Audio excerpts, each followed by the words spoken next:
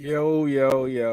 Good morning, man. Welcome in. It's another edition of Cash Day with Chris. I am Chris, the host of the show.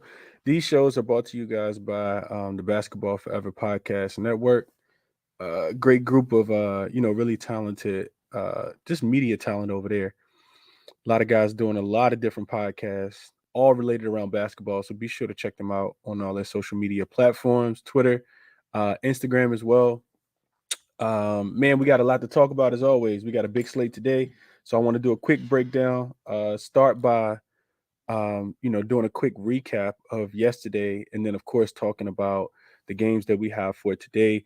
Full transparency, though, I haven't dove into all of these games as deeply as I want to, so be sure to tap back in with me. Check back in with me at 5:15, where I'll have a lot more information specifically on some of these later games. Man, we have a tremendous amount of injury report news as we always do, and I think it's 13 games today. So 12 or 13 games, a lot of different, a lot of value on the board, a lot of different spots to, probably like today as well. So definitely try to get to it real quick. As far as the recap goes, yesterday wasn't the greatest day. It was a 3-game slate.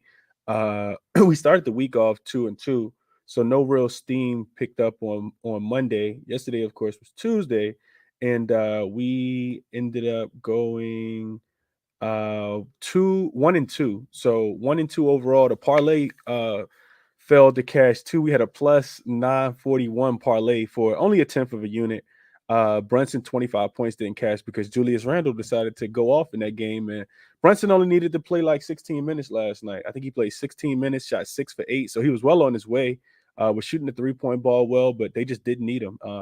Detroit, man, really frustrating because not only did they kill the parlay that was plus 941, but I also had Detroit plus the 5 in my pocket as well, man. So Detroit plus the 5, uh, trash. Steph over 12 and a half rebounds plus assists, trash.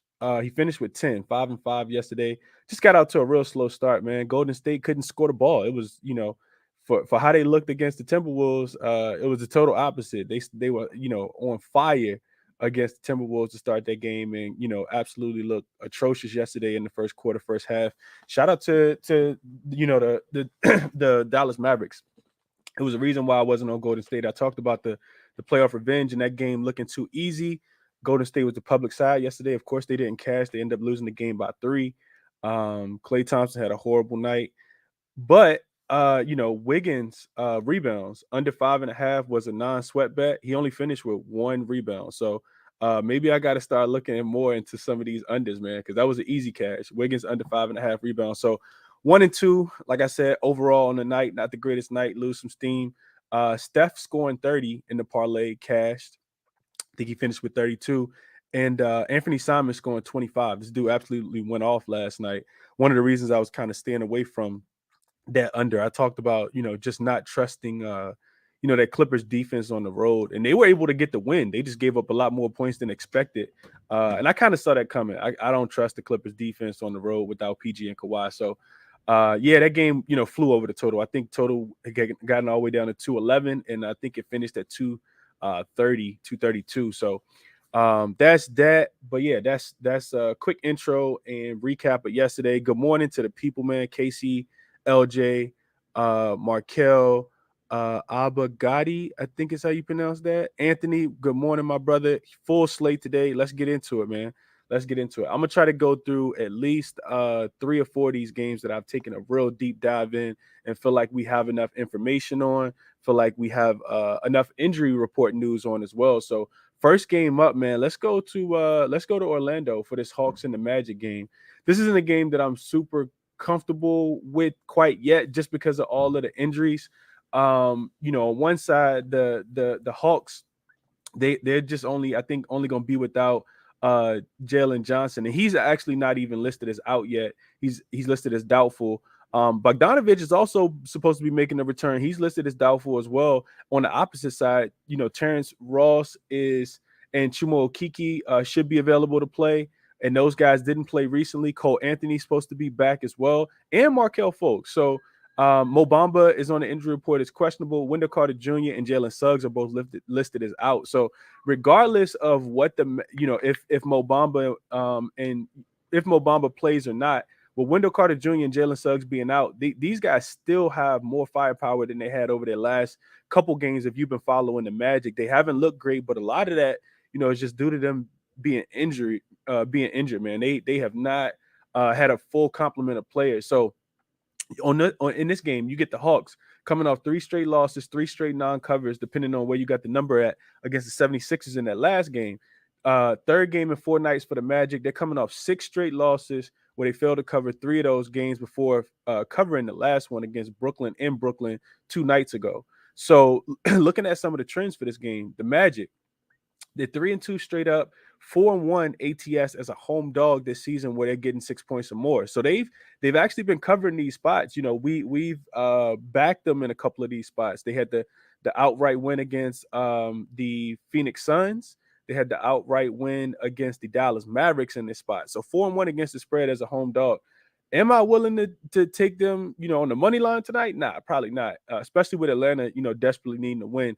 The only non-cover for the Magic against came against the Minnesota Timberwolves, and it actually was their last home game as a dog of 6 points or more, which was 2 weeks ago to the date, November 16th.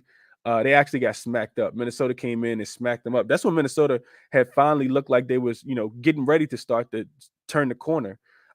Looking at the Hawks, they are just 8-13 on the season, not the greatest ATS record. That, of course, that's the ATS record. Just 3-7 ATS on the road this season. And if you look at them specifically in this spot, they're just 1-2 ATS this season when they're laying 6 points or more on the road. Most recently was the game last weekend. They went to Houston and got smacked up in that spot. Lost that game 128-122. All 3 of the Hawks games this season, when they have been road favorites, have gone over. When they've been laying 6 points or more on the road, all 3 of those games have gone over. I want to kind of get there on the over. Haven't gotten there yet. So those are some trends. Looking at numbers, just looking at offensive efficiency numbers. Atlanta's offense is taking a step back. Over the last 5 games, they actually have the 4th worst ranked offense, net rating of 106.5, right? We know that they've been kind of shuffling some guys in, shuffling some guys out. DeAndre Hunter, excuse me, Clint Capella missed some time with the dental surgery. I don't think it was surgery, but dental pain that he had been experiencing. So offensive rating, 5th worst, 106.5. Looking at Orlando, all the injuries that they've had, their offense has also been atrocious as well. 5th worst offense over the last 5 games. But to me, this kind of feels like an over spot, especially with, I think Orlando has, they get some of the guys back. I mentioned some of them earlier. And looking at this Atlanta team, they're due to come up as well. I think, having everybody back, having yesterday off probably bodes well for their offense. If you don't want to play the side in this one, we know how much Orlando struggles against guards specifically. I think this game stays close, and I can see Trae Young going off in this one. This seems like a good Trae Young spot. He also has been shooting the ball better on the road than he has at home if you go look at his split. So I would probably be looking towards some Trae Young props in this one. Haven't played anything official in that game at all. Moving along, I want to talk a little bit about the Cavs and the 76ers. This is a game that's really intriguing to me. So this one actually opened with the Cavs laying 4 at the crib. Since then, that number has come down to 3.5 on some books, and some books still got it at 4 as well. The total in this one opened at 212, and you see some money coming in on the under. I like the under. I typically don't play unders when they get below 215, 213. I feel like the books could be overcorrected. But looking at this game, I actually do like the under. I haven't played it yet. It's a lean for me. But breaking the game down, Sixers, they come in 7-3 in their last 10, 8-2 overall, ATS in their last 10. They beat Atlanta in Philly on Monday. On the opposite side, you get this Cavs team. They're just 5-5 over their last 10. I talked about it a lot, at the beginning of the season. I do think that this Cavs team at full strength is one of the better teams in the Eastern Conference. And when it's all said and done, if they can stay healthy, get Jared Allen back, get Kevin Love back, and not sustain too many more injuries, because we haven't seen this team as a collective unit for a large sample size this year. We know Darius Garland got poked in his eye in the first game of the season and missed some time. Donovan Mitchell coming in, it's going to take some time for the team to kind of gel and to click, especially offensively. Defensively, if they have Jared Allen, Evan Mobley down there, they kind of anchor that defense and make up for a lot of what the backcourt can't do if guys do beat them off the dribble. But it's really really excuse me, it's really kind of bad not seeing this team being able to, play multiple games with their, star players all kind of playing together. Back to the stats though, and the trends. Cavs are 5-5 over their last 10 games, just 3-5-2 against the spread in their last 10. However, they are 7-1-1 ATS at home, 8-1 straight up at home. For both of these teams, they're going to be coming into this game 6 game and 9 nights. For Philly, this will be Embiid's, though, only his second game coming back from the injury. So if you're looking at, who's the fresher team, this Cavs team is kind of worn down right now, man. I think you also see that impact when they play against really good defensive teams. They just went to Toronto and only scored 88 points in that game on the second night of a back-to-back after really struggling to score against a Detroit Pistons team that the jury kind of still out for them. We don't know if Detroit's good defensively or if they're bad defensively. They got Isaiah Stewart back yesterday. Marvin Bagley III was still in there, and they looked terrible on the defensive end. So this Cavs team, they struggle, and I talked about it the other day. Their offense is really kind of predicated on their defense. And I know that they have Darius Garland, they have Donovan Mitchell. Those guys can both score. Those guys can both facilitate. But they move at such a slow pace. This is one of the slower paced teams in the league. So for me, and injury wise, Kevin Love has already been ruled out. Jared Allen has already been ruled out. Lamar Stevens is listed as questionable. So looking at this game, man, what I did was, before I get there, let's talk about a little bit about the 76ers. So Sixers, they typically don't function as well in Cleveland. They are just 1-3-1 against the spread last 5 in Cleveland, and 2-5-1 last 8 meetings, no matter where the site is between these two teams. So the 76ers, they do get beat up on by Cleveland just a tad bit, which we know they typically don't get beat up on by any team at the top of the Eastern Conference, right? And B typically holds its own. Over the last 5 games, when you look at this Philly team, because they've been without Maxey, they've been without Harden, and they've been without Embiid for most of those games as well. He just came back, of course, in the last game. Philly, they have the 6th best offensive rating. Interesting, because you don't see a lot of offense on that team. But guys like Shake Milton, guys like DeAnthony Milton, these guys have come in and play pretty well. They've had a big game from Gorgeous Niang and Kirk Moss and those guys. So 6th best offensive rating over the last 5 games, 3rd best defensive rating. I think that's important, and one of the reasons why I'm probably going to put Philly in my pocket. So looking at the Cavs, right? Looking at the SDQL stuff, looking at the Cavs, without Jared Allen, they're just 3-6 against the spread since the start of last season as a home favorite. Without him, they're also 6-3 to the over. I don't feel like this is an over type game, just because the 76ers have been winning with their defense and not scoring as many points. If you take out the big win against Orlando where they scored 130 points. So without Jared Allen as a home favorite, just 3-6 against the spread, including one of those losses came this season against the Timberwolves. They got smacked up by the Timberwolves. Timberwolves were able to get pretty much whatever they want on the offensive end. If you guys remember that game, I think it was about 2 weeks ago. In the 3 games this season without Jared Allen and Kevin Love, the Cavs are just 1-2 straight up and 1-2 against the spread. With one of those, with the only win coming against this Detroit Pistons team on Sunday, they were able to go to Detroit and get that game.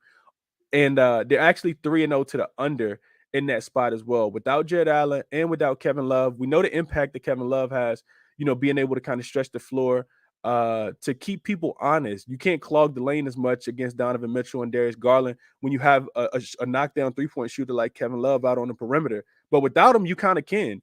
Jared Allen also helps the offense as well as the defense because he's blocking shots. They're able to get out and run in transition, right? So 3-0 to the under without Kevin Love and Jared Allen, and just 1-2 against the spread. Like I said, only win coming against Detroit.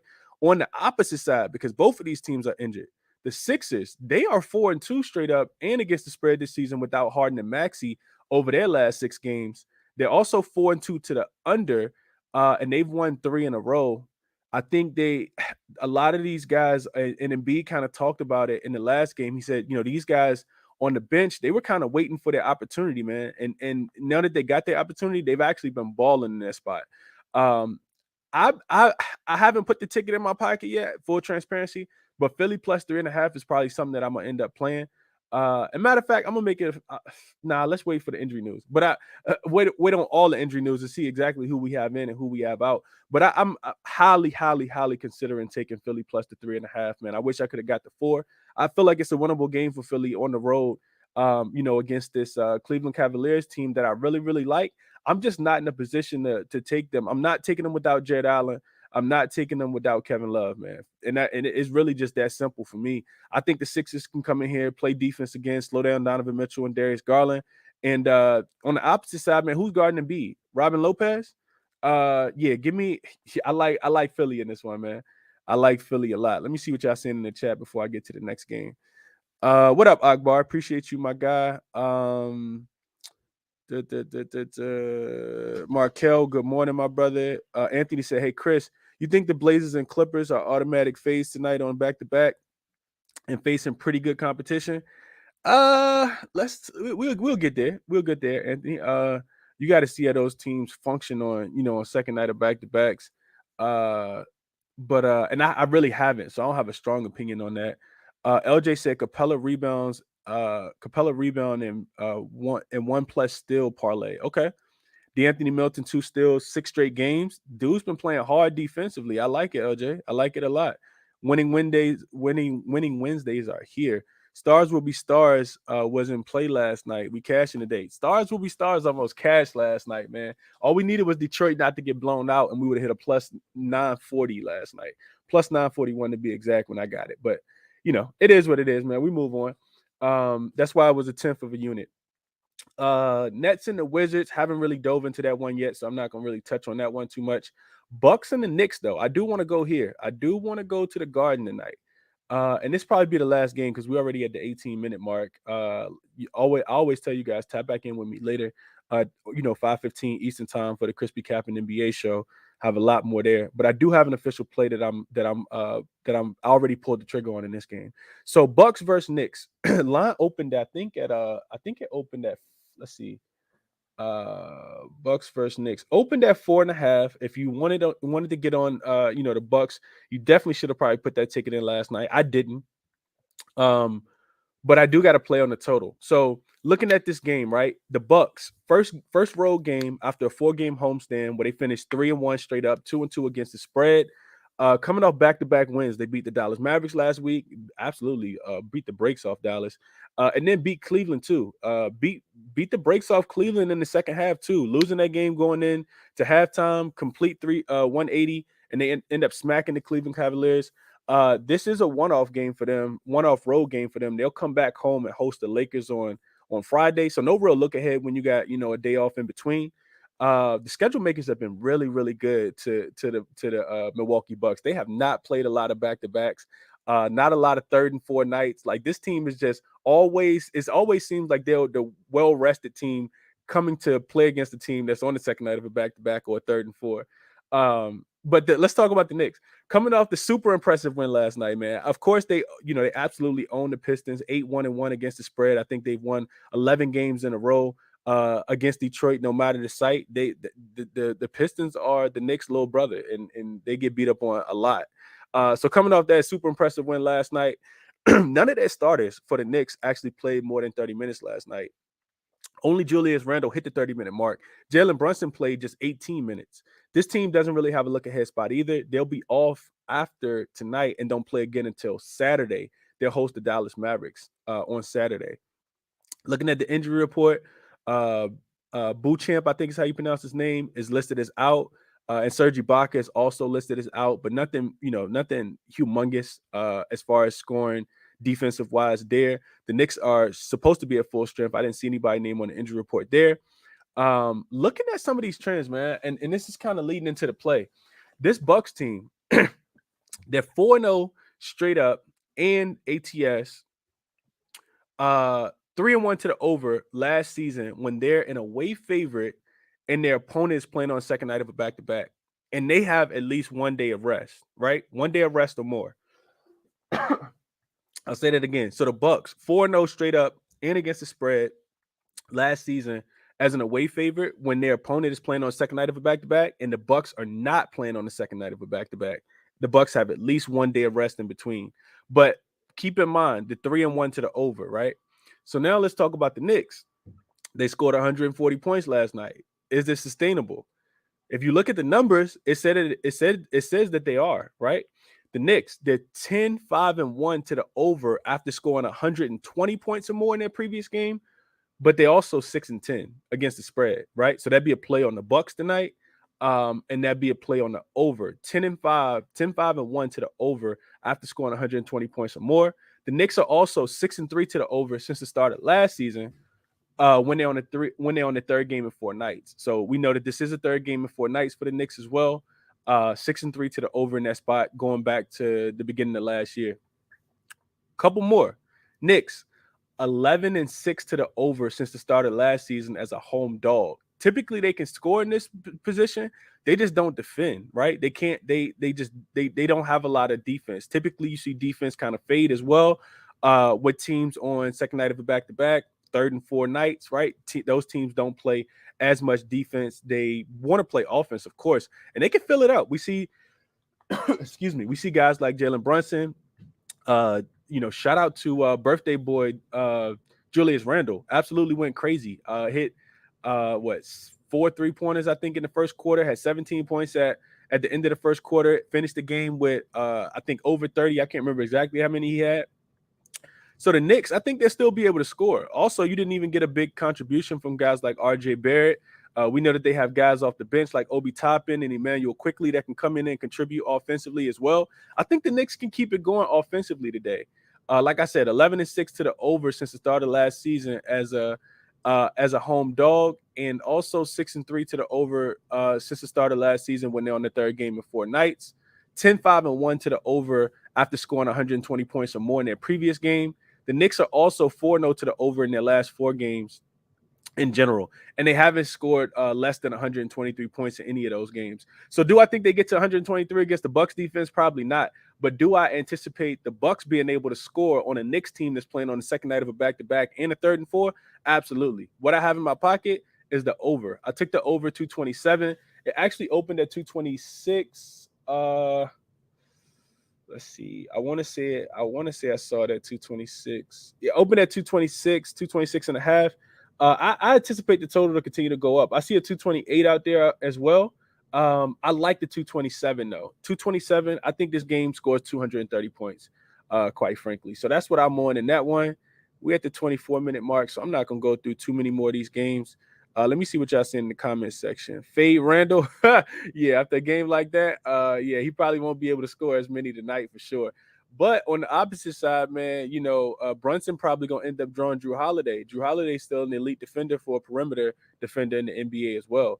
LJ said Bucks are 5-1 to the over on the road. First quarter, Knicks are 8-0 over first half at home. First half over. He got it in his pocket. Okay. Markel said Bucks team total over about to lock that in. I can see the Bucks team total going over. I think both teams score in this game though. Who will stuff the stat sheet for the Bucks? Last game it was Grayson Allen went off. Yeah, looking at that, it's a lot of guys on that team that can score the ball, man. They got a lot of capable scorers. Mike said, I told you Norman Powell revenge game last night, Chris. That's a fact. He went off last night. Tonight, I'm rolling with Halliburton revenge game, ladder his assists and points. I can see it. Yeah, Halliburton should play well tonight in Sacramento for sure. Or just his points and assists. Couldn't talk anybody off that. Halliburton, man, dude has 40 assists in the last 3 games with no turnovers. No turnovers and 40 assists in the last 3 games. Absolutely incredible, man. Absolutely incredible. But we are at the 25-minute mark, so I'm going to cut the show there quickly. I know we didn't get into, still I think like maybe 10 other games. A lot of these games have injury report implications, which is why I didn't take the deepest dive into them. Looking at the Heat versus the Celtics game, that game actually opened at I think it opened at like 7.5. It's up to 9 now. I saw it listed at 8. It's up to 9. I do like the total over in that one. Haven't placed that one yet. Want to take a deeper dive in that game. The total right now is sitting at 224. Even if you don't take the total, I do think that you can look at the Celtics team totals. Miami, revenge game for them. Of course, they lost in the Eastern Conference semifinals last year to this team. But at the same time, they're extremely short-handed, man. I don't expect this Heat team to be able to travel to Boston and to be able to score at all. Dwayne Dedman is listed as questionable.